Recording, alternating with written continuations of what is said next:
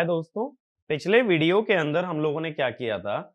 हम लोगों ने स्पीड कंट्रोल वाला टॉपिक स्टार्ट किया था और मैंने ये बताया था मोटर की स्पीड कंट्रोल करना क्यों जरूरी है, क्योंकि मोस्ट ऑफ द एप्लीकेशंस जो होते हैं मोटर के, वहां हमें एक वेरिएबल स्पीड की जरूरत पड़ती है, जैसे कि ऑटोमोबाइल्स, ठीक है, जैसे कि व्हीकल्स, जैसे कि फैन, जैसे कि इवन आपका जो शेविंग रेजर्स हैं, इसमें भी कई बार वेरिएबल स्पीड की हमें जरूरत पड़ती है। ठीक है, बहुत जगह कांस्टेंट स्पीड चाहिए होती है, but in most of the cases we desire that the speed of the motor should be variable. अब स्पीड कंट्रोल के लिए डीसी मोटर में मैंने बोला तीन क्वांटिटीज कंट्रोल कर सकते हो, वीटी, आरए और फाई। तो पिछले वीडियो के अंदर हमने देखा था आरए का कंट्रोल करके कैसे स्पीड कंट्रोल होगा और फाई कंट्रोल करके कैसे स्पीड कंट्रोल किया जाएगा। हमने देखा अगर आरए को बढ़ाते हैं तो इंड्यूस्ड ईएमएफ कम होता है, जिससे कि स्पीड कम होती है, और फाई को कम करते हैं तो स्पीड बढ़ती है। इसीलिए हमने बोला आरए को कम करना is a method which will give the speed below the base speed and by reducing phi we can obtain speed above the base speed. तो फील्ड कंट्रोल वाला मेथड हमने कवर किया था, लेकिन सिर्फ शंट मोटर के लिए। तो इस वीडियो के अंदर हम ये देखने वाले हैं कि सीरीज मोटर में कैसे फील्ड कंट्रोल परफॉर्म करते हैं। तो हेडिंग डाल लेना, field control for series motor. ठीक है, field control for series motor, या कह दो इन सीरीज मोटर। ये चीज समझना है। अब मैंने क्या बताया था, यहां डायरेक्टली ये नहीं बोल सकते कि फील्ड वाइंडिंग के सीरीज में रेजिस्टेंस लगा दो, क्योंकि फील्ड और आर्मेचर सीरीज में हैं। तो अगर फील्ड वाइंडिंग के सीरीज में रेजिस्टेंस आया, that will be in series with the armature, और ये मेथड पिछले मेथड जैसा हो जाएगा, आर्मेचर रेजिस्टेंस कंट्रोल। तो ये पॉइंट लिखना, इन series motor our resistance cannot be directly added in series with field winding, because in that case the additional resistance is also in series with the armature, and the method then becomes armature resistance control, which will give the speed below base speed. ठीक है, इसीलिए यहां method कुछ अलग लगाए जाएंगे। तो सबसे पहला मेथड लिखना है इसके अंदर, डाइवर्टर कंट्रोल। अब हम डाइवर्टर कंट्रोल में क्या करते हैं, जो हमारी सीरीज वाइंडिंग है इसके पैरेलल में मैं एक एडिशनल रेजिस्टेंस लगाता हूं,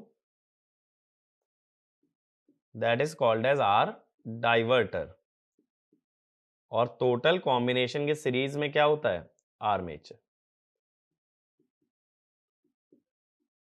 ठीक है, ये हो गया वीटी और ये हो गया आईए। अब देखो, मैंने पहले भी बताया था, अपनी मर्जी से कभी भी करंट को कांस्टेंट मत मान लेना। तुम सिर्फ कांस्टेंट क्या मान सकते हो, वोल्टेज, सप्लाई वोल्टेज को कांस्टेंट मान सकते हैं, बट नॉट करंट। अब इसके अंदर कैसे हम लोग इसको अटेम्प्ट करते हैं, देखो कि फील्ड वाइंडिंग में जो करंट जाएगा IF1 क्या होगा, ये तो IA के बराबर ही होगा, क्योंकि जब तक कोई डाइवर्टर नहीं लगाया गया, जब तक कोई डाइवर्टर नहीं लगाओगे तो फील्ड वाइंडिंग में कितना करंट जाएगा, आर्मेचर करंट। लेकिन विद डाइवर्टर क्या होगा, इसको IA1 कह दो initially, with diverter current divide हो जाएगा। तो करंट डिवीजन लगाते हो अगर, तो ये बनेगा IF2। तो ये है विद डाइवर्टर। अब हो सकता है दोनों केसेस में करंट IA सेम हो, और हो सकता है कि डिफरेंट हो, लेकिन मैंने स्पीड कंट्रोल के प्रॉब्लम में क्या बताया है कि दो पैरामीटर्स हमेशा पूछे जाते हैं, that is the new armature current and the new speed. तो इसीलिए मैं मान के चल रहा हूं कि armature current might be varying. अब गिवन क्या क्या पैरामीटर्स होते हैं बताओ, हमने लास्ट वीडियो में भी देखा था। स्पीड गिवन होती है N1, करंट गिवन होता है IA1, और लोड टॉर्क गिवन होता है as a function of speed. ये तीन चीजें गिवन होती हैं। हमें निकालना क्या होता है, नई स्पीड और नया आर्मेचर करंट। अब हमें फिर से यही देखना होगा कि प्रॉब्लम को कैसे टैकल करेंगे। बताओ जनरल प्रोसीजर क्या होता है। मैंने बोला दो वेरिएबल्स हैं, स्पीड और आर्मेचर करंट, माने दो इक्वेशन चाहिए। दो इक्वेशन कैसे मिलेंगी, एक टॉर्क से और एक ईएमएफ से। टॉर्क वाली इक्वेशन अगर बनाते हो तो तुम कहते हो motor torque is proportional to phi into I A which is proportional to I F into I A. तो हम क्या कहते हैं, motor torque in second case upon motor torque in first case is actually equal to load torque in second case by load torque in first case. क्योंकि steady state condition में अगर rotational losses ignored हैं तो motor torque और load torque बराबर आते हैं। ये मैंने तुम्हें डायनामिक इक्वेशन से भी समझाया था। अब इसके अंदर क्या करोगे, IF2 IA2 over IF1 IA1 is equal to function of N2 by function of N1। ठीक है। अब इसके बाद क्या होगा, IF2 को लिखोगे IA2, IA2 आएगा और IA2 एक और है तो square R diverter by R diverter plus R series upon IF1 तो खुद IA1 के बराबर है, it is actually equal to function of N2 by function of N1। तो ये हमें पहली इक्वेशन मिल जाती है टॉर्क से। इस इक्वेशन के अंदर अपने दो वेरिएबल हैं N2 और IA2। दूसरी इक्वेशन कहां से मिलती है हमेशा, EMF से। अब EMF में हम क्या कह देते हैं, EMF is proportional to flux into speed, that is it is proportional to IF into N। तो हम क्या कहते हैं, E2 by E1 is IF2 by IF1 into N2 by N1। E2 कैसे लिखोगे, VT minus IA2। Overall resistance क्या लेना पड़ेगा, RSC और R डाइवर्टर पैरेलल में है, इस पूरे के सीरीज में आएगा RA, तो RA plus RSE parallel R diverter upon VT minus IA1, जब तक R डाइवर्टर नहीं था तो RA प्लस RSC। IF2 वो IA2 की टर्म्स में लिखा जाएगा और IF1 तो IA1 ही है, लेकिन IF2 में एक टर्म और है R diverter by R diverter plus RSC into N2 by N1। ठीक है। तो ये सेकंड इक्वेशन हो गई अपनी जो EMF से आ गई। अगेन IA2 और N2 के अंदर हमारे पास दो इक्वेशंस हो गई और दो ही वेरिएबल हैं, तो इस टाइप से इस क्वेश्चन को भी अटेम्प्ट कर सकते हो।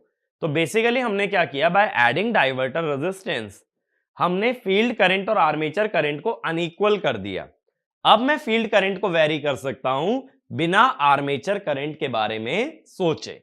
ठीक है। तो एक पॉइंट और लिख लेना, by adding a diverter resistance in series motor we have made field current and armature current unequal, by which we can vary the field current without worrying about armature current।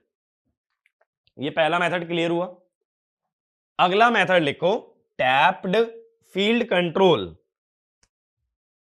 Tapped field control. Tapped field control का मतलब यह होता है कि field winding के अंदर taps हमारे provided रहते हैं। ठीक है। अगर टैप्स प्रोवाइडेड रहते हैं तो उससे क्या होता है कि हम लोग number of turns field winding के चेंज कर सकते हैं। अगर नंबर ऑफ टर्न्स चेंज कर सकते हो then we can change MMF, और MMF चेंज करके we can change the value of flux. तो इसमें लिखना, in this method taps are provided in the field winding by which we can change the number of turns in the field winding, and by changing number of turns we can change the MMF, and flux produced by field winding. So if we reduce the number of turns, we can reduce the flux and increase the speed. ठीक है, क्योंकि हमें क्या पता है, field control के अंदर flux को बढ़ाना कभी नहीं है, वरना सैचुरेशन हो सकता है। हमेशा क्या करना है, कम। और कम कैसे कर सकते हो, bye reducing the number of turns. अब देखो इसमें हम लोग क्या कहेंगे कि अगर इस मेथड पे मैं जाता हूं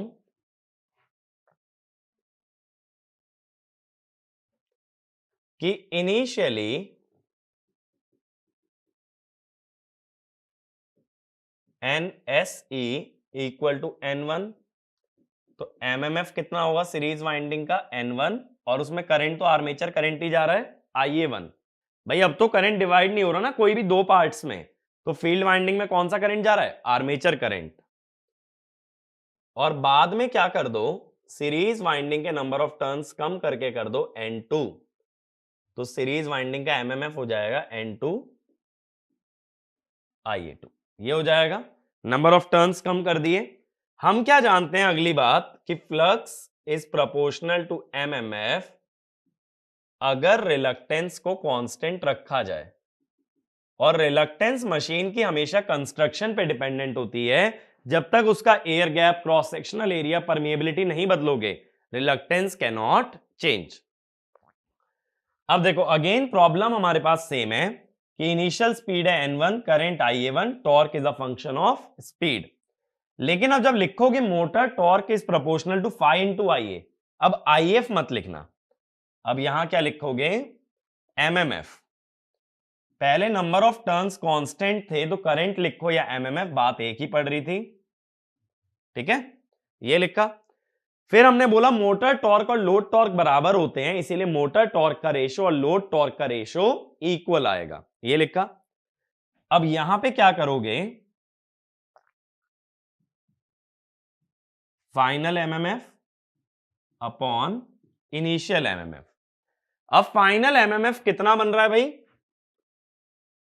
वो बन रहा है N2 इंटू IA2, और IA2 तो एक पहले से भी है, तो N2 IA2 का स्क्वायर N1 IA1 का स्क्वायर। लेकिन अब देखो यहां कंफ्यूजन हो जाएगी स्पीड और नंबर ऑफ टर्न्स में, इसीलिए मैं क्या कर लेता हूं, एक काम करता हूं, इसको ना T1 T2 लिख लेते हैं, टर्न्स ही तो लिखना है।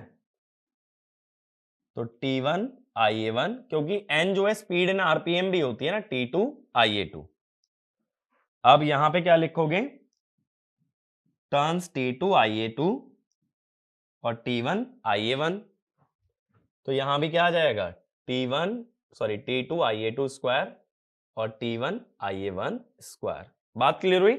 नंबर ऑफ टर्न्स को T से क्यों दिखाया है, क्योंकि कैपिटल N में तुमने स्पीड लिखी है, वरना बाद में कंफ्यूजन होगा।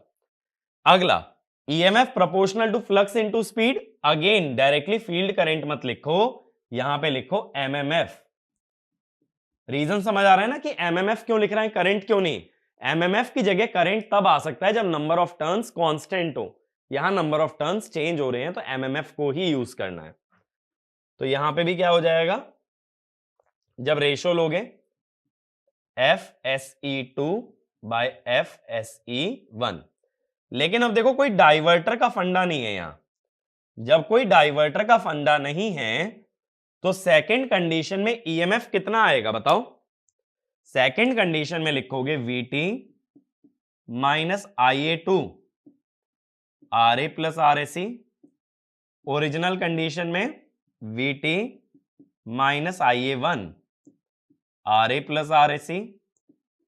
FSE2 T2 IA2, FSE1 T1 IA1, और स्पीड का रेशो N2 बाय N1। ये अगेन आ गई सेकंड कंडीशन स्पीड और करंट में। तो जब अपने पास दो कंडीशन आ गई, अगेन अपने पास दो वेरिएबल हैं, स्पीड और करंट। ये बात क्लियर हुई। तो by changing the number of turns हम MMF चेंज कर रहे हैं, और MMF चेंज करके फ्लक्स चेंज कर रहे हैं, that is your field control. ठीक है, टैप्ड फील्ड कंट्रोल। अगला मेथड लिखो तीसरा, reconnection of field coils, reconnection of field coils. अब ये चीज समझना, मान लो कि मेरे पास जैसे एक वाइंडिंग के अंदर टी टर्न्स हैं, इसके अंदर करंट जा रहा है आई, तो एमएमएफ कितना होगा बताओ, टी इंटू आई। अब अगर मैं ऐसा कह दूं divide T turns into suppose के पैरेलल कॉइल्स, टी टर्न्स को के पाथ में या के कॉइल्स में डिवाइड करना है, तो हर पाथ में कितने टर्न्स आएंगे, टी बाय के। अब इससे जो है ना लैप और वेव मत सोचने लग जाना, यहां फील्ड वाइंडिंग की बात हो रही है, आर्मेचर की नहीं। बस मैं क्या कह रहा हूं, फील्ड के सारे टर्न्स ना लेके एक साथ टर्न्स को के पार्ट्स में डिवाइड कर दो।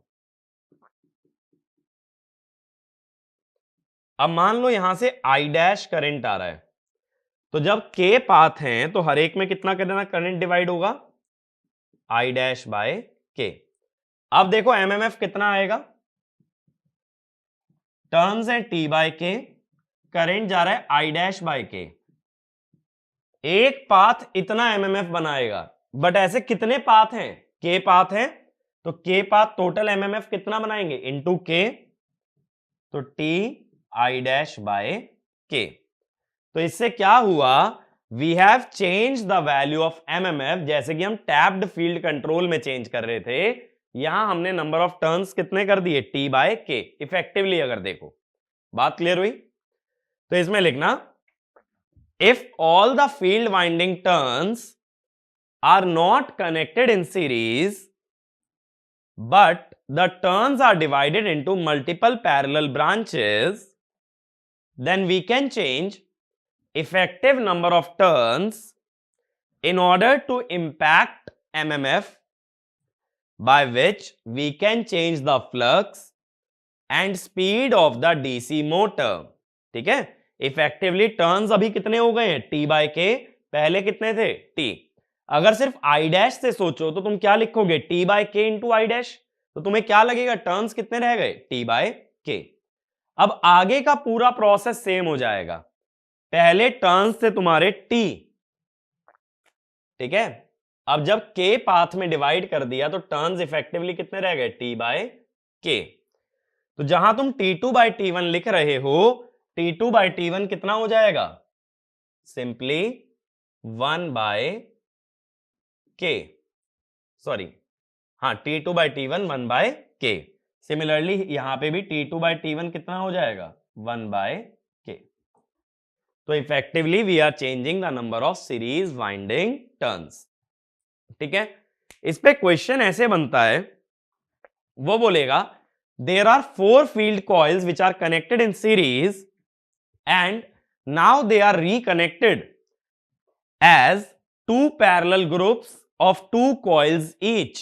यानी 4 कॉइल थी जो सीरीज में थी, अब 2 पैरेलल पार्ट्स में डिवाइड कर दिया, और हर एक में कितनी कितनी कॉइल हैं, 2। तो जितने पैरेलल पार्ट्स में डिवाइड होता है, नंबर ऑफ टर्न्स उसी फैक्टर से डिवाइड हो जाते हैं। अगर 2 पार्ट में बांटा है तो टी बाय 2, अगर 4 पार्ट में बांटा है तो टी बाय 4।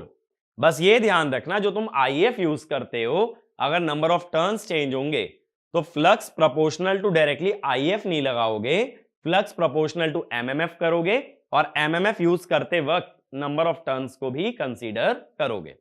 तो ये भी पॉइंट लिख लेना, if number of turns are changing in any condition we cannot directly say flux proportional to IF, but we have to use phi proportional to F, where MMF equal to T into IF, T into IF, T माने turns, N इसलिए नहीं बोल रहा हूं क्योंकि N जो है speed बताता है।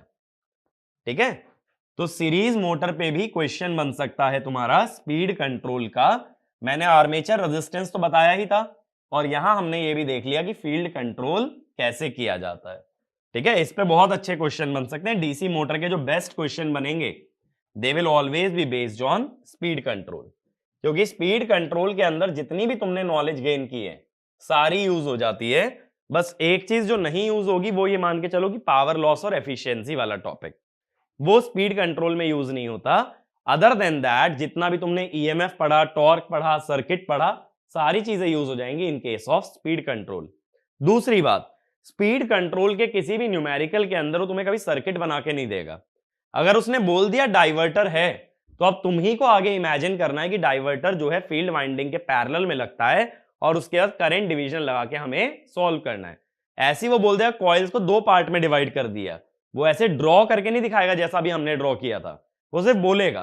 तो तुम्हें यह मालूम होना चाहिए कि फिर इफेक्टिव नंबर ऑफ टर्न्स के से डिवाइड हो जाते हैं जब के पाथ में कॉइल्स को डिवाइड किया जाता है। तो इसीलिए ये सारी इंफॉर्मेशन नेसेसरी है, ताकि कभी भी ये टर्म कहीं पे फेस करते हो तो तुम डायरेक्टली जान सकते हो कि क्या डायग्राम बनेगा। अब अगला लिखना, अगला method armature voltage control.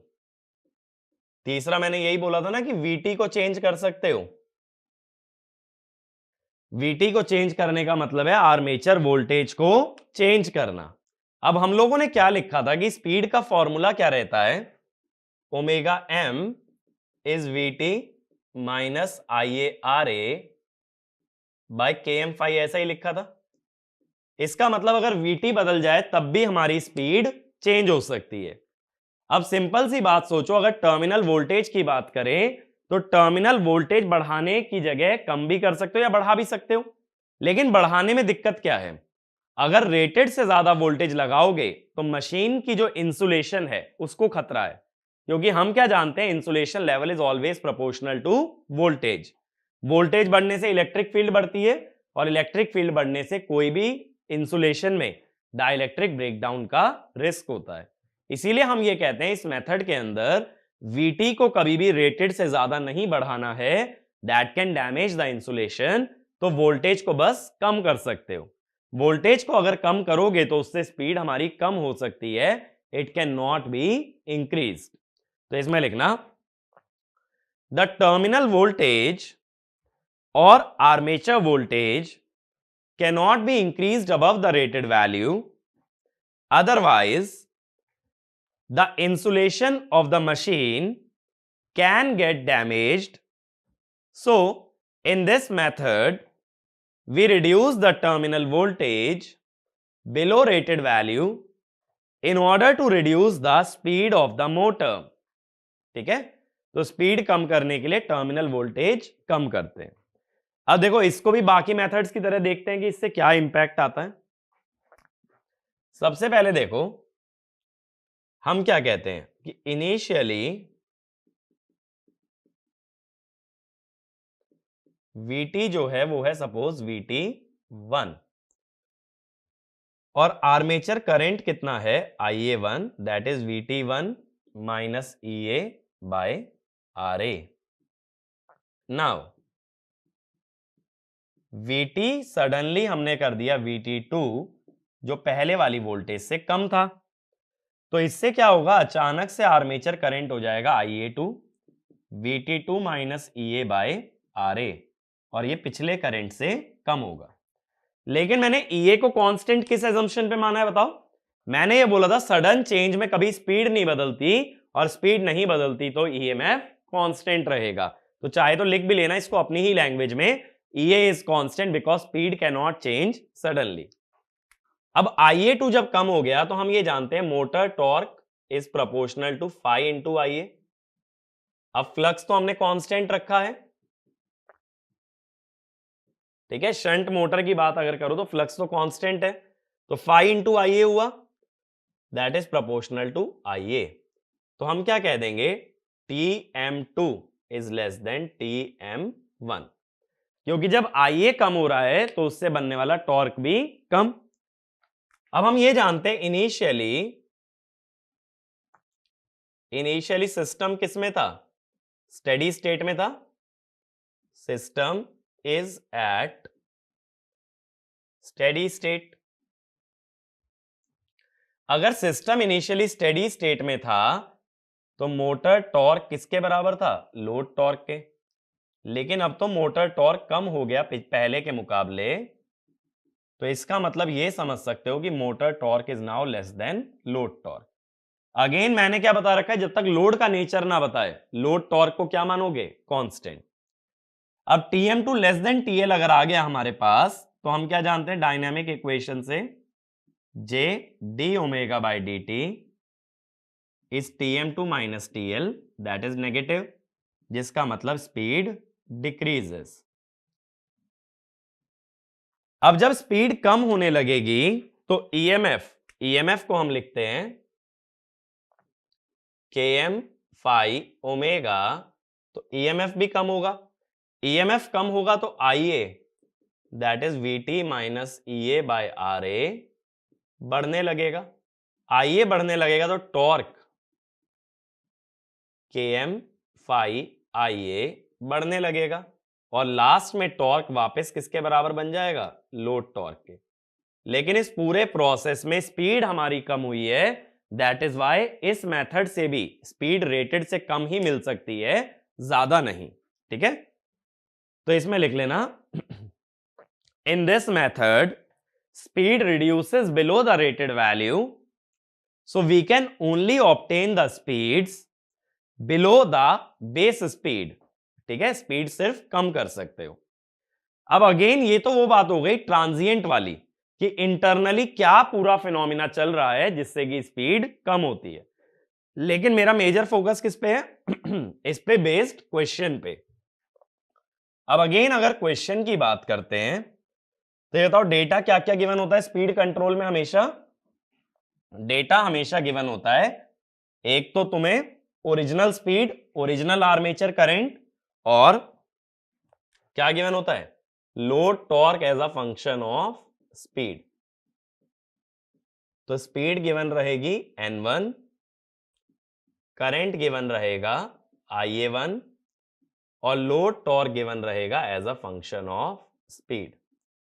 Again मुझे निकालनी क्या पड़ेंगी? दो वैल्यूज निकालनी पड़ेंगी, N2 और IA2, और चेंज क्या कर रहे हो? Terminal voltage. अब दो वैल्यूज निकालने के लिए फिर से वही बात आ जाती है कि दो वैल्यूज के लिए दो इक्वेशन चाहिए, और दो में से एक इक्वेशन टॉर्क से मिलती है और एक इक्वेशन ईएमएफ से। तो पहले टॉर्क की बात कर लेते हैं। तो हम कहेंगे motor torque is proportional to phi into IA। ठीक है, अब फाई तो कांस्टेंट है अगर शंट की बात करें, वैसे फाई कांस्टेंट नहीं ले सकते यहां पे, हाँ वैसे फाई कांस्टेंट मान सकते हो। एक्चुअल में ना कभी भी ये मत सोचना कि सिर्फ VT चेंज कर रहे हो, हमेशा ये ध्यान रखना यहां VT नहीं आर्मेचर वोल्टेज चेंज कर रहे हो, यानी फील्ड वाइंडिंग की वोल्टेज को क्या रखना पड़ेगा? फिक्स।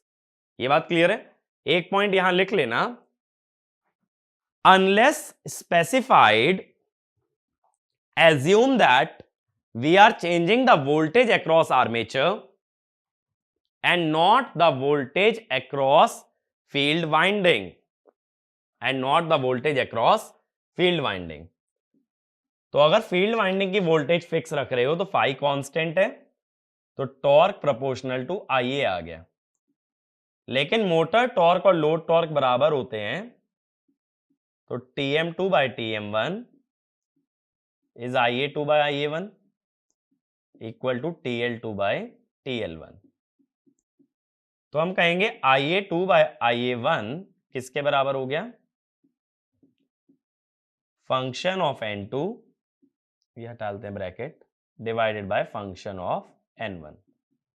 तो ये इक्वेशन तो टॉर्क से मिल गई।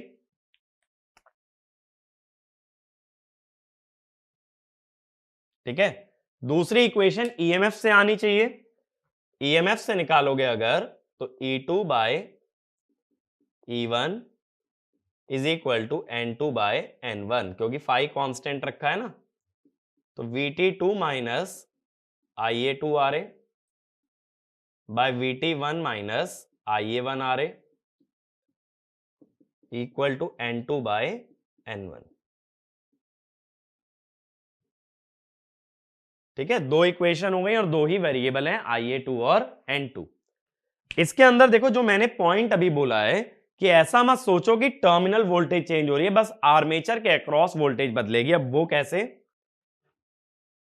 देखो कंस्ट्रक्शन वाइज समझना, सर्किट में क्या कर रहे हैं। ये मान लो RSH है। अब ये जो आर्मेचर है,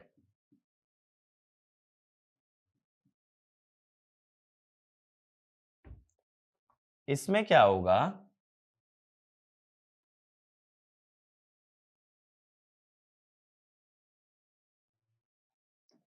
मान लो ऐसा सिस्टम है,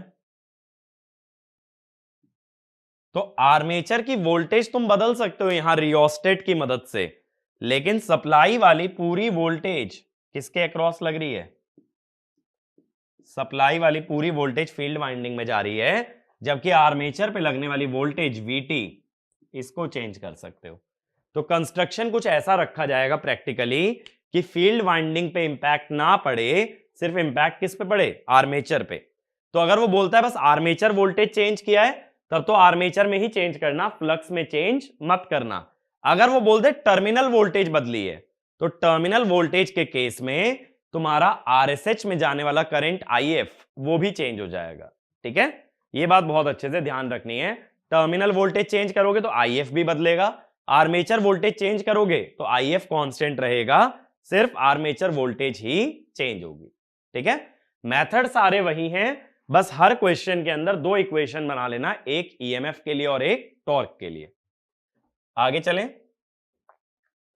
अब देखो ये सब मेथड समझ लेने के बाद हम लोग बात करते हैं यूनिवर्सल मेथड की।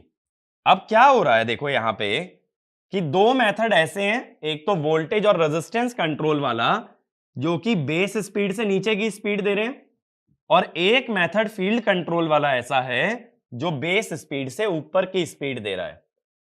अब दिमाग में क्वेश्चन ये आता है, अगर मान लो ऊपर और नीचे दोनों ही स्पीड कंट्रोल चाहिए, तब क्या कर सकते हैं। तब हम एक यूनिवर्सल मेथड पे आते हैं called as Ward Leonard method. अगर तुम्हें एक ही मेथड के अंदर दोनों इंप्लीमेंटेशन चाहिए, यानी both above and below the base speed, इसमें लिखना armature voltage and resistance control give speed below base speed while field control gives speed above base speed. If both controls are desirable, then we move to Ward-Leonard method that can give speed both above and below the base speed. Both above and below the base speed. अब इस method के अंदर क्या करते हैं देखो, एक ना डीसी जनरेटर लेते हैं, मैं लिख देता हूं यहां जनरेटर, और इसके टर्मिनल्स को एक डीसी मोटर से जोड़ दिया जाता है।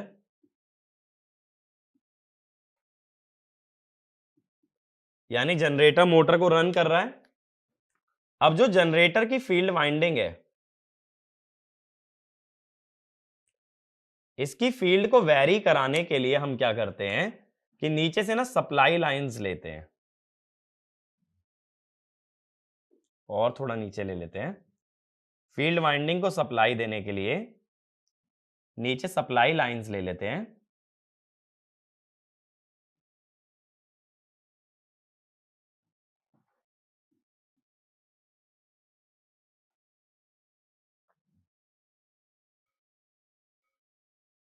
ठीक है, अब ये हो जाएगा, या एक काम करो, इस लाइन को भी जो है ना थोड़ा सा नीचे ले लो, ऐसे निकाल लो। ठीक है, दोनों वायर आगे जा रही हैं और उसमें दो रेजिस्टेंस लगा दिए। रेजिस्टेंस इसलिए लगा दिए, ये वाला टर्मिनल इस रेजिस्टेंस पे रहेगा और ये दूसरा टर्मिनल इस रेजिस्टेंस पे। इससे क्या कर सकते हो कि जनरेटर की फील्ड वोल्टेज को कंट्रोल कर सकते हो। अब ये लाइंस जब आगे जाएंगी तो यहां मोटर की फील्ड वाइंडिंग होगी,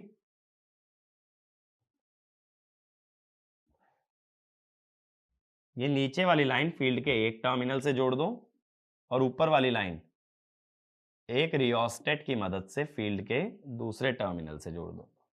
ठीक है, यहां पे क्या लगा है अपना डीसी सप्लाई। लेकिन जनरेटर को चलाने के लिए एक प्राइम मूवर की भी जरूरत पड़ती है हमें, तो ऐसे दिखा देता हूं। प्राइम मूवर यहां पे एक इंडक्शन मोटर एक प्राइम मूवर का काम करेगी जो कि 3 फेज होगी, तो यहां हम लिख देते हैं 3 फेज सप्लाई। तो इंडक्शन मोटर एक प्राइम मूवर क्या काम कर रही है जनरेटर के लिए, और जनरेटर के टर्मिनल्स को मोटर के टर्मिनल से जोड़ा गया है, यानी जनरेटर सप्लाई करेगा डीसी मोटर को। तो इसमें लिख लेना the terminals of a DC generator are connected to the terminals of a DC motor. So, the DC generator acts as power supply for the DC motor. अगला point, a 3-phase induction motor connected to a 3-phase supply acts as a prime mover for the DC generator. ठीक है, तो ये system हो गया हमारा। अब यहां पे देखो फील्ड वाइंडिंग की वोल्टेज जनरेटर की भी बदल सकते हो और मोटर की भी बदल सकते हो। अगला पॉइंट लिखना, at starting field excitation of generator is kept minimum in order to keep the terminal voltage minimum to limit the starting current of motor. ठीक है, but the current should be sufficient so that the motor can drive the load. अब कहने का क्या मतलब है, हम ये बात जानते हैं जब किसी मशीन को स्टार्ट करते हैं, मोटर को स्टार्ट करते हैं तो करंट बहुत ही हाई होता है।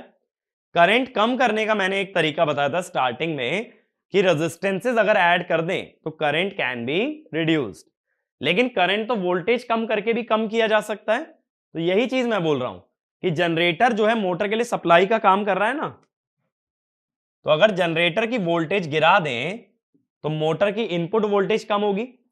ऐसे सोचो जनरेटर का आउटपुट मोटर के लिए इनपुट है, तो जनरेटर का आउटपुट वोल्टेज अगर कम कर दें तो मोटर का इनपुट वोल्टेज कम, तो मोटर का स्टार्टिंग करंट भी कम। बट स्टार्टिंग करंट इतना भी कम मत कर देना कि जो उससे बनने वाला टॉर्क है कि वही इतना कम हो जाए कि मोटर लोड ही ना चला पाए। मोटर लोड को चलाएगी, अगर मोटर को लोड को चलाना है तो उसका स्टार्टिंग टॉर्क हाई रहना चाहिए, तो करंट कम तो करना है बट इतना कम नहीं कि load can not be driven by the motor. बात क्लियर हुई?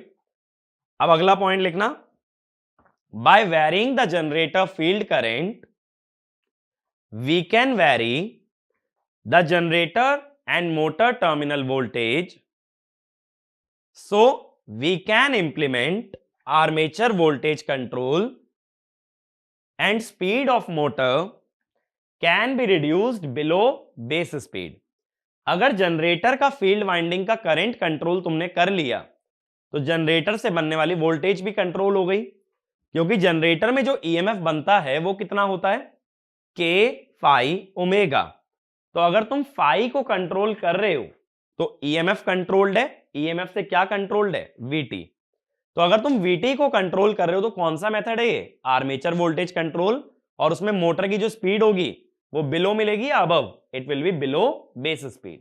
ठीक है, अब लेकिन अगर मोटर का फील्ड का रेजिस्टेंस बढ़ाओगे, मोटर का फील्ड का रेजिस्टेंस बढ़ाओगे तो मोटर का फील्ड करंट कम, मोटर का फील्ड करंट या फ्लक्स कम करने से उसकी स्पीड ज्यादा।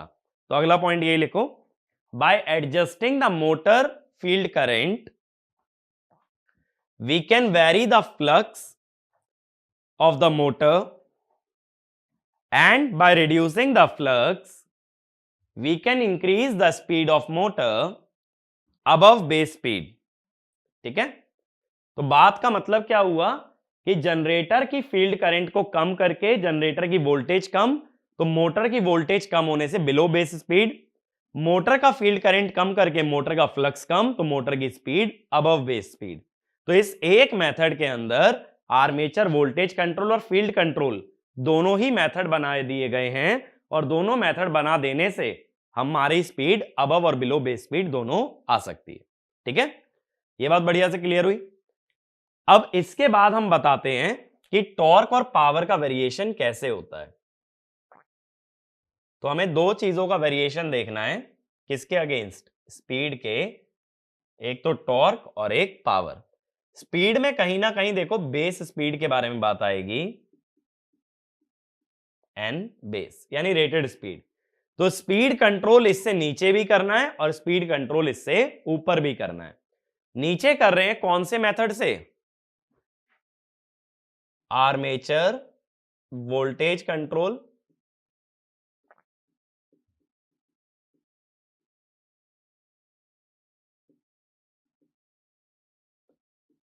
और इसके ऊपर फील्ड कंट्रोल। अब इसमें लिखना, to determine the behaviour of power and torque we assume armature current is constant at its maximum possible value. ठीक है, तो कहने का मतलब यह है, ऐसा मान लो अगर आर्मेचर करंट मैक्सिमम जो मोटर झेल सकती है वो 100 एम्पियर है, तो आर्मेचर करंट 100 पे ही है। अब आर्मेचर वोल्टेज कंट्रोल में फ्लक्स को तो चेंज नहीं करते हो, फ्लक्स को चेंज नहीं कर रहे और आर्मेचर करंट भी कांस्टेंट है, तो टॉर्क क्या हो गया, कांस्टेंट, वो phi इंटू IA के प्रोपोर्शनल है। तो अगला पॉइंट लिखना, below base speed we use armature voltage control method in which the flux is taken as constant and due to constant armature current the torque is also constant। तो below base speed torque constant आ जाता है, तो एक कौन सी drive हो गई, कांस्टेंट टॉर्क ड्राइव। लेकिन टॉर्क कांस्टेंट और राइट जाते हुए स्पीड बढ़ रही है, तो पावर होती है टॉर्क इनटू स्पीड, तो पावर बढ़ेगी। तो ये क्या हो गया, ये ग्राफ हो गया पावर का, because power is torque into speed. अगला पॉइंट लिखो, above base speed we use field control, so IF is not constant. Field control use कर रहे हो तो IF कांस्टेंट नहीं है, but VT is kept constant, VT is kept constant, and since IA is also taken as constant, so the product of VT into IA or power will be constant। Field control में VT तो नहीं बदलोगे, VT नहीं बदलोगे, और IA मैंने बोला है क्या मान के चलना है, IA मान के चलना है कांस्टेंट। तो फील्ड कंट्रोल में जब VT कांस्टेंट IA कांस्टेंट, तो पावर भी कांस्टेंट। ये हो गया। लेकिन अब टॉर्क की बात करें, टॉर्क होता है power by speed, power constant और स्पीड बढ़ रही है तो टॉर्क कम होगा, तो टॉर्क कम होने लगता है। इसीलिए below base speed torque constant होता है, तो इसे कहते हैं कांस्टेंट टॉर्क ड्राइव, और above base speed power constant है, तो कांस्टेंट पावर ड्राइव। ठीक है, लेकिन ऐसा कंपलसरी नहीं है, ये ध्यान रखो ये ग्राफ किस एजम्पशन पे प्लॉट हुए हैं कि आर्मेचर करंट की वैल्यू कांस्टेंट है। लेकिन मैंने क्या बताया था, स्पीड कितनी आएगी, करंट कितना आएगा, ये इस बात पे भी डिपेंड करता है कि लोड कैसा है। जितने भी हमने डेरिवेशन देखे स्पीड कंट्रोल के अंदर, मैंने उसमें load torque as a function of speed मान के चलाऊं ना, तो डिपेंड करता है कि लोड टॉर्क का वेरिएशन कैसा है, उसके बिना कांस्टेंट पावर या टॉर्क ड्राइव कहना गलत है। ये कांस्टेंट पावर और टॉर्क ड्राइव किस एजम्पशन पे बना रहे हैं, that armature current is eight its maximum possible value. लेकिन एक्चुअल आर्मेचर करंट कितना होगा ये किस पे डिपेंड करता है, लोड पे। बिना लोड के ऐसा कह देना गलत होगा। ठीक है, अब इसके एडवांटेजेस लिखो वार्ड लियोनार्ड मेथड के।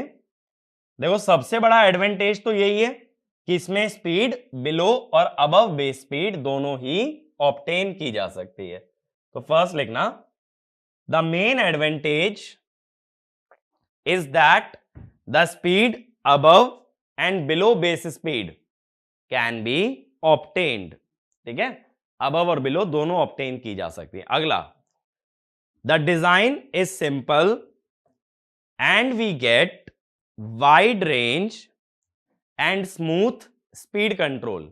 डिजाइनिंग तो सिंपल है, एक जनरेटर, एक मोटर और एक प्राइम मूवर। और दूसरी बात, इसमें जो स्पीड कंट्रोल है उसकी रेंज वाइड है, क्योंकि बेस स्पीड के नीचे और ऊपर दोनों तरफ जा सकते हो, और स्पीड कंट्रोल स्मूथ भी है। अगला लिखो, speed regulation is quite good. Speed regulation is quite good. Speed regulation का मतलब क्या था कि जब मोटर पे लोड बढ़ता है तो उसकी स्पीड में जो चेंज आता है that is called as speed regulation. अगला लिखो, direction of rotation of motor can be reversed by reversing VT which can be reversed by reversing the direction of generator। देखो, अगर मोटर में नेगेटिव वोल्टेज लगा दो, यानी उसके पॉजिटिव नेगेटिव टर्मिनल्स को एक्सचेंज कर दो, तो मोटर उल्टा घूमती है। ठीक है, मोटर उल्टा घूमने के लिए सप्लाई वोल्टेज पलटनी पड़ेगी। सप्लाई वोल्टेज पलटने का सीधा सा तरीका है, सप्लाई वोल्टेज जनरेटर दे रहा है और जनरेटर में बनने वाली वोल्टेज होती है के फाई ओमेगा। तो जनरेटर का ओमेगा अगर पलट दो तो जनरेटर की वोल्टेज पलट जाएगी, और जनरेटर की वोल्टेज ही मोटर की वोल्टेज है, मोटर की वोल्टेज भी पलट जाएगी। ओमेगा कैसे उसका उल्टा करोगे, क्योंकि वो प्राइम मूवर से चलाया जा रहा है, तो प्राइम मूवर अगर जनरेटर को उल्टा घुमाता है तो जनरेटर का ओमेगा रिवर्स, जिससे उसकी वोल्टेज रिवर्स, और उस वजह से मोटर की वोल्टेज भी रिवर्स। अगला, efficiency at low speed is higher as compared to high speed। efficiency at low speed is higher, या ऐसा लिख लो, is higher as compared to other method। यानी बाकी के जितने भी मेथड्स तुम यूज करते हो स्पीड रिड्यूस करने के लिए, उसके मुकाबले इस मेथड की एफिशिएंसी ज्यादा है। ठीक है, और सेकंड वाले पॉइंट को एक बार और क्लियर कर देता हूं। मैंने बोला है कि मोटर की स्पीड को रिवर्स करना है, इसके लिए Vt को रिवर्स करना है, और Vt को कौन बना रहा था, जनरेटर, जिसका ईएमएफ होता है के फाई ओमेगा। तो ईएमएफ रिवर्स कब कर सकते हो, या तो फाई रिवर्स कर लो या ओमेगा एम रिवर्स कर लो। ओमेगा एम किससे चल रहा है, प्राइम मूवर से, तो प्राइम मूवर अगर उल्टा घूमेगा तो जनरेटर भी उल्टा घूमेगा। फाई किससे चल रहा है, फील्ड करंट से। ठीक है, तो जनरेटर का फील्ड करंट भी अगर उल्टी डायरेक्शन में फ्लो करा दोगे तब भी जनरेटर की वोल्टेज रिवर्स हो जाएगी, और जनरेटर की वोल्टेज अगर रिवर्स हो गई then also we can reverse the direction of motor. तो एक पॉइंट और लिख लेना, the direction of generator rotation can be reversed if we reverse the field current of the generator. Field current reverse कर देने से भी डायरेक्शन रिवर्स हो सकती है। ठीक है, बात मेरी क्लियर हुई? तो वार्ड लियोनार्ड मेथड में क्या याद रखोगे कि इस मेथड के अंदर दो इनबिल्ट मेथड होते हैं। एक तो कौन सा, आर्मेचर वोल्टेज कंट्रोल जो कि देता है बिलो बेस स्पीड, दूसरा फील्ड कंट्रोल जो देता है अबव बेस स्पीड। और इस मेथड में बिलो बेस स्पीड कौन सी ड्राइव बनाते हो, कांस्टेंट टॉर्क ड्राइव, और अबव बेस स्पीड कौन सी ड्राइव बनाते हो, that is constant power drive. ठीक है, तो ये दोनों ही ड्राइव्स हम लोग जनरेट कर लेते हैं by means of a ward Leonard method. तो ये स्पीड कंट्रोल के सारे मेथड क्लियर हुए। न्यूमेरिकल्स के लिए क्या ध्यान रखा जाएगा कि हमें दो इक्वेशन फ्रेम करनी है हमेशा, एक टॉर्क की मदद से और एक ईएमएफ की मदद से। ठीक है, तो एक छोटा सा टॉपिक और देख रहे हैं इसी वीडियो के अंदर हम, हेडिंग डाल लेना, parallel operation of DC generators.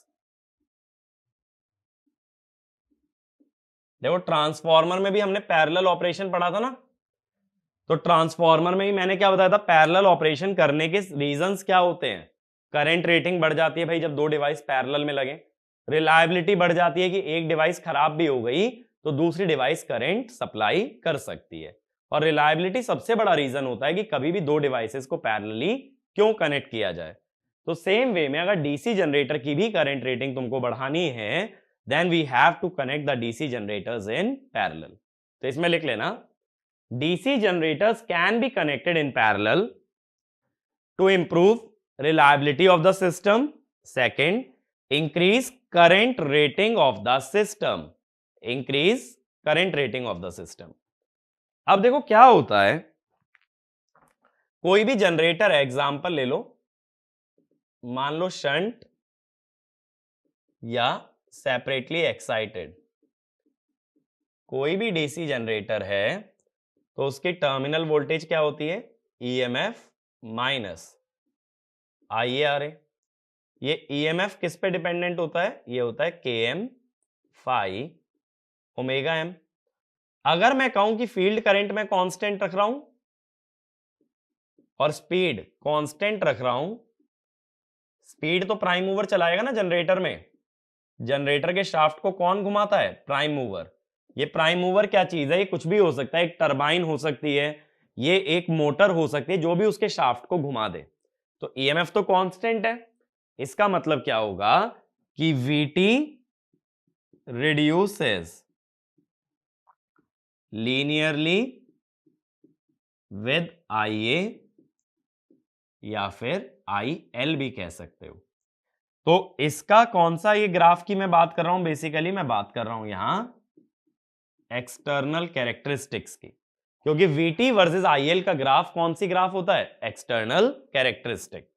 तो हमें क्या समझ आया, किसी भी जनरेटर पे लोड पड़ने से या करंट ड्रॉ करने से उसकी वोल्टेज कम होना स्टार्ट हो जाती है, और यही फैक्ट हम लोग यूज करने वाले हैं when we are talking about parallel operation of DC generator. तो एक पॉइंट ये भी लिखो, as the load on a generator is increased, the terminal voltage of the generator reduces due to increase in voltage drop inside the generator। Voltage drop बढ़ने की वजह से voltage कम होने लगती है। अब इससे पहले कि हम आगे बढ़े, पहले लिखो नेसेसरी कंडीशन, जैसे तुमने ट्रांसफार्मर में लिखी थी नेसेसरी कंडीशन। ट्रांसफार्मर में सबसे पहली बात क्या लिखी थी कि पोलैरिटी सेम रखनी है, क्योंकि जब दो डिवाइसेस की पोलैरिटी उल्टी होती है तो उनके बीच में क्या आ जाता है, सर्कुलेटिंग करंट। तो इसमें लिखना, the polarity of the two generators to be connected in parallel should be same, otherwise circulating current flows between the generators. अगर दोनों की पोलैरिटी सेम नहीं हुई तो बीच में एक गोल घूमने वाला करंट आएगा, दैट इज सर्कुलेटिंग करंट। अगला क्या बोला था ट्रांसफार्मर में कि टर्न्स रेशियो सेम रखना चाहिए, यहां टर्न्स रेशियो की तो बात है नहीं, यहां क्या बोल सकते हो कि ईएमएफ सेम होना चाहिए। अगेन अगर ईएमएफ सेम नहीं हुआ then also there will be circulating current. तो अगला पॉइंट ये लिखो, the EMF induced in both the generators should be same, otherwise circulating current flows between the two generators. ठीक है, ये दो नेसेसरी कंडीशन है, ईएमएफ सेम होना चाहिए और पोलैरिटी भी सेम। अब देखो जैसा मैंने बोला कि एक्सटर्नल कैरेक्टरिस्टिक्स हमें देखनी पड़ जाती हैं, तो शंट हो या सेपरेटली एक्साइटेड हो, क्या होता है, Vt डिक्रीजेस विद IL, ऐसे ही होता है ना। इसको ड्रूप भी कह सकते हो, ड्रूप का मतलब ही ये होता है जो डिक्रीजिंग कर्व होता है ना, इसको ड्रूप भी कह देते हैं। अब हम क्या कर रहे हैं, हम दो जनरेटर्स को पैरेलल जोड़ रहे हैं और वो दोनों लोड शेयर करेंगे। ठीक है, दोनों क्या करेंगे, लोड शेयर, माने लोड में जाने वाला करंट मिलाकर के दोनों जनरेटर से आएगा। तो हमारा इंटरेस्ट इस बात में कौन सा जनरेटर कितना करंट सप्लाई कर रहा है। तो इसमें लिखना, when two generators are connected in parallel, they share the load current, but their terminal voltages must be equal। जब दो चीजें पैरेलल जुड़ गई तो उनका टर्मिनल वोल्टेज सेम ही आना चाहिए, क्योंकि अदरवाइज केवीएल वॉयलेट हो जाएगा। अब हम क्या करते हैं, अगर इसी फिनोमिना को हमें ग्राफिकली लेके चलना है, ग्राफिकली कैसे दिखाते हैं, देखो एक एक्सिस पे या एक ग्राफ पे दो जनरेटर की कैरेक्टरिस्टिक बनती है, VT IL। मान लो ये जनरेटर 1 की बात हो रही है और IL ये है जनरेटर 2 की। अब ऐसा तो जरूरी नहीं कि दोनों की नो लोड वोल्टेज सेम हो या EMF सेम हो, तो दोनों का ग्राफ अलग अलग पॉइंट से शुरू कर लो, इस टाइप से। ये ग्राफ जहां तक पहुंचेगा दैट इज IFL1। ऐसे ही सपोज इसका थोड़ा नीचे से शुरू कर लो, IFL2। ठीक है, इस जनरेटर के लिए वोल्टेज है VNL1, VNL2, VFL1 और सॉरी VFL2 और VFL1। तो ये हो गया। ठीक है, तो मैंने क्या किया है, एक ही ग्राफ पे दोनों बनाने के लिए एक ग्राफ राइट में ड्रॉ कर दिया है तो एक ग्राफ लेफ्ट में। ऐसा मत सोचना कि दूसरी मशीन का करंट नेगेटिव है क्योंकि वो नेगेटिव एक्स एक्सिस पे आ रहा है, ऐसा कुछ भी नहीं है, बट दोनों ग्राफ को सेम एक्सिस पे ड्रॉ करना चाहता हूं। अब इसके अंदर देखो, अगर तुम ज्योमेट्रिकली या ग्राफिकली जाना चाहते हो तो हमने ये बोला है जब दोनों जनरेटर पैरेलल जुड़ेंगे तो दोनों का टर्मिनल वोल्टेज सेम आना चाहिए। ये कुछ भी हो सकता है, टर्मिनल वोल्टेज VT। इस अनुसार ये करंट आएगा IL1 और ये आएगा IL2। जब दोनों मिलके लोड करंट को सप्लाई कर रहे हैं तो तुम क्या बोल सकते हो कि IL1 plus IL2 is actually equal to IL। ठीक है, दोनों का सम किसके बराबर आएगा, IL के। लेकिन इसमें तो दो अननोन हो गए ना, IL1 और IL2। अब क्या कर सकते हैं, अब इसके अंदर देखो किसी भी एक की अगर इक्वेशन लिखनी है तो ये वाला point O A B C D, तो इसमें दो ट्राइंगल ऑब्जर्व करो, triangle OAB and triangle OCD। ये दोनों ही ट्राइंगल हमारे सिमिलर हैं।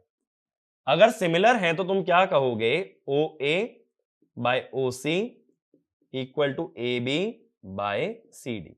OA का क्या मतलब है, OA का मतलब है V no load 1 minus VT। OC का मतलब क्या है, V no load 1 minus V full load 1। AB की लेंथ कितनी है, IL1, CD की IFL1। सिमिलरली अगर दूसरे जनरेटर के लिए लिखते तो बस 1 की जगह 2 कर दो।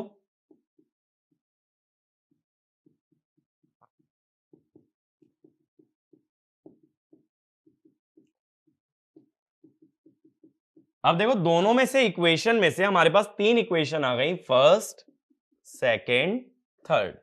और कितने वेरिएबल हैं इन इक्वेशंस में, तीन वेरिएबल हैं, IL1 IL2 और VT।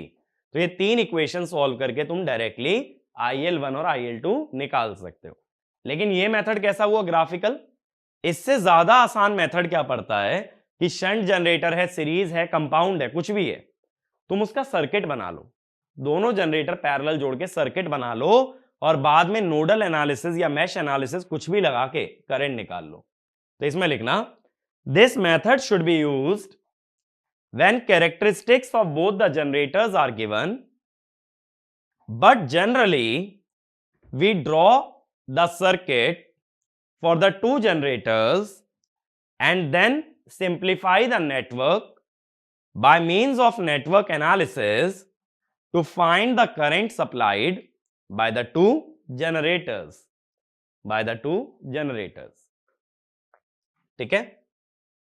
अब पैरेलल ऑपरेशन के अंदर एक लिखना, इक्वलाइजर कनेक्शन। इक्वलाइजर कनेक्शन, एक तो देखो इक्वलाइजर रिंग मैंने बताई थी लैप वाइंडिंग के अंदर जो सर्कुलेटिंग करंट को अवॉइड करती है, ऐसे ही लिखना इक्वलाइजर कनेक्शन। पहले तो ये लिख लेना, this connection is used in series and compound generators to be used in parallel. ठीक है, अब ऐसा क्यों? देखो, मान लो दो सीरीज जनरेटर ले लेते हैं। अब ये हुआ RSE1,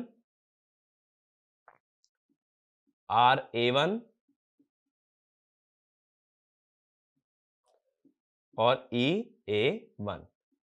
इसको पैरेलल में जोड़ दो दूसरे जनरेटर के साथ, RSE2, RA2। ठीक है, और ये दूसरा जनरेटर EA2। अब मान लो ये दोनों मिलके एक लोड को सप्लाई कर रहे हैं करंट IL। कोई भी लोड लगा होगा आगे ओपन सर्किट नहीं है। तो क्या होगा, इसने करंट दिया मान लो IL1, इसने दिया IL2। अब इसके अंदर देखो होगा क्या, अगर दोनों के EMF बराबर नहीं है, ऐसा एज्यूम करो, अगर दोनों के EMF बराबर नहीं है, assume EA1 is greater than EA2, तो इससे होगा क्या कि एक सर्कुलेटिंग करंट बन जाएगा। सर्कुलेटिंग करंट कैसे बन जाएगा? हाई वोल्टेज से लो वोल्टेज IC, और ये कितना होगा? Circulating current EA1 minus EA2 upon total resistance RA1 plus RA2 plus RSE1 plus RSE2।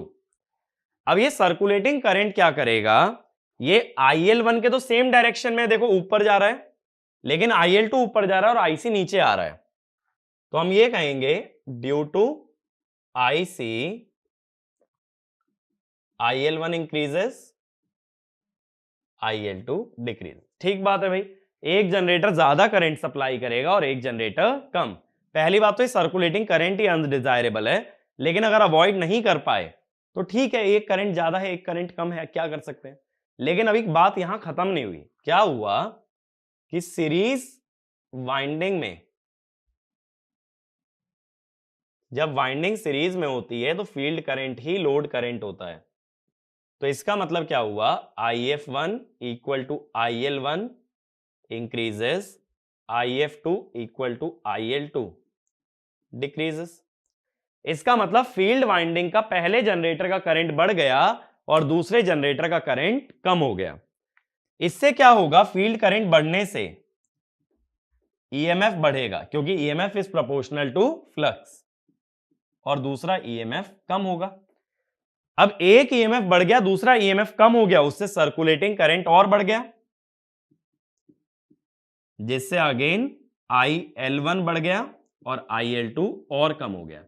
तो इस तरह से लूप चलती जाएगी, एक जनरेटर का करंट लगातार बढ़ता जाएगा और दूसरे जनरेटर का करंट लगातार कम होता जाएगा। तो इवेंचुअली ऐसा होगा कि सारा का सारा लोड करंट एक ही जनरेटर सप्लाई करेगा, दोनों नहीं करेंगे। और यह दिक्कत वाली बात है। दिक्कत इसलिए नहीं आई सर्कुलेटिंग करंट था, दिक्कत इसलिए आई क्योंकि सर्कुलेटिंग करंट फील्ड वाइंडिंग में एंटर कर गया। तो इसमें लिखना, if circulating current also enters the field winding of a DC machine, then it increases field current of one machine while it reduces field current of the other machine. And due to this, EMF of one machine increases while EMF of other machine reduces, which further increases the circulating current, and this process continues until the entire load current is supplied by one generator while other generator does not supply any current। ठीक है, और इस phenomena को avoid करने के लिए we need a equaliser connection. तो next point ये लिखो, to avoid the flow of circulating current through the field winding, we need to use equalizer connection in which armature of the two machines are connected together। तो क्या कर देते हैं, देखो ये होता है, ये दूसरा डायग्राम दोबारा बना लेना, ये होता है इक्वलाइजर कनेक्शन। अब क्या होगा, जो सर्कुलेटिंग करंट कितना भी आए वो बस इस लूप में फ्लो करेगा, वो फील्ड वाइंडिंग में नहीं जाएगा, और फील्ड वाइंडिंग में नहीं जाएगा तो दोनों मशीन का जो फील्ड करंट है वो फिक्स रहेगा और ईएमएफ फर्दर चेंज नहीं होगा। ठीक है, ये बात क्लियर हुई? तो इसमें लिख लेना, the equaliser connection does not allow circulating current to enter field winding, so field current of the two machines remain constant and hence their EMF also remain constant। तो इसका यूज सिर्फ तब करोगे जब सीरीज फील्ड वाइंडिंग हो, और series field winding दो ही cases में हो सकती है, एक तो सीरीज जनरेटर और एक कंपाउंड जनरेटर।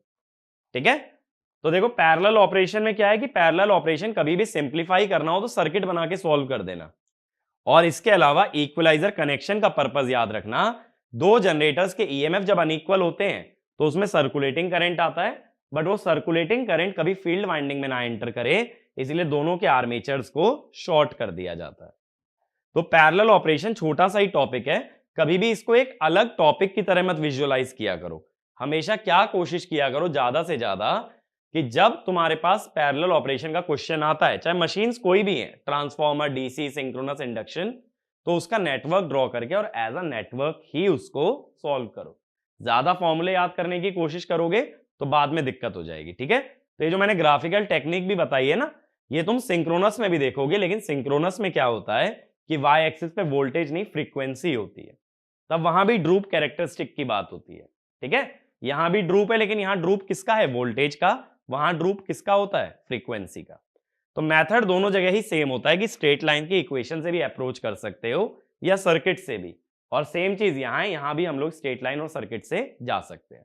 लेकिन जब सिंक्रोनस के अंदर फ्रीक्वेंसी वाली टर्म आ जाती है ना, तब हम प्रेफर स्ट्रेट लाइन वाला ही मेथड करते हैं, क्योंकि फ्रीक्वेंसी को सर्किट के अंदर यूज कर पाना थोड़ा सा मुश्किल रहेगा। ठीक है, तो सिंक्रोनस में तो कंपलसरी होता है कि स्ट्रेट लाइन का ही यूज करो, लेकिन डीसी मशीन में सर्किट बना सकते हो तो बेस्ट मेथड है, और अगर ग्राफ दे ही दिया है तो फिर तुम उसको ग्राफिकली सॉल्व करो। तो इस वीडियो के अंदर हम लोग यहीं पे वाइंड अप कर रहे हैं, हमारा स्पीड कंट्रोल और पैरेलल ऑपरेशन खत्म हो चुका है, और एक छोटा सा टॉपिक हमारा रह गया है, that is the testing of DC machine, वो आगे कवर करेंगे। Thank you.